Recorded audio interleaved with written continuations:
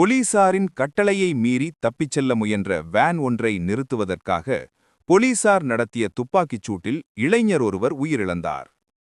இன்று அதிகாலை ஊர்காவற்றுறை போலீஸ் பிரிவுக்குட்பட்ட அல்லைப்பிட்டி சந்திக்கு அருகில் சந்தேகத்துக்கிடமான வேன் ஒன்றை நிறுத்துமாறு போலீசார் சைகை காட்டிய போதிலும் அந்த வேன் போலீசாரின் கட்டளையை மீறி மண்டைதீவு திசை நோக்கிச் சென்றுள்ளது. அந்த நேரத்தில் மண்டைதீவு வீதித்தடையை பரிசோதித்துவிட்டு அல்லைப்பிட்டி நோக்கி பயணித்துக் கொண்டிருந்த ஊர்காவற்றுறை போலீஸ் நிலைய பொறுப்பதிகாரியின் ஜீப் வண்டிக்கு இது குறித்து அறிவிக்கப்பட்டது. அதற்கமைய குறித்த ஜீப் வண்டி அந்த வேனை நிறுத்த முயற்சித்த போதிலும் அது தொடர்ந்தும் நிறுத்தாமல் தப்பிச் சென்றதால் போலீசார் வேனை நிறுத்துவதற்காக வானத்தை நோக்கி எச்சரிக்கை துப்பாக்கிச்சூடு நடத்தியுள்ளனர். அப்போதும் நிறுத்தாமல் தப்பிச் சென்ற வேனை நிறுத்துவதற்காக போலீசார் வேன் மீது நடத்திய துப்பாக்கிச் சூட்டில் அதன் சாரதி காயமடைந்து யாழ்ப்பாணம் வைத்தியசாலையில் அனுமதிக்கப்பட்ட பின்னர் உயிரிழந்தார்.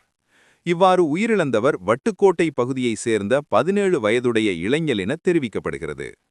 குறித்த வேனின் பின்னிருக்கைகள் கழற்றி அகற்றப்பட்டிருந்த நிலையில் வேனிலிருந்த மேலும் 2 ஊர்காவற்றுறை போலீசாரால் கைது செய்யப்பட்டுள்ளனர்.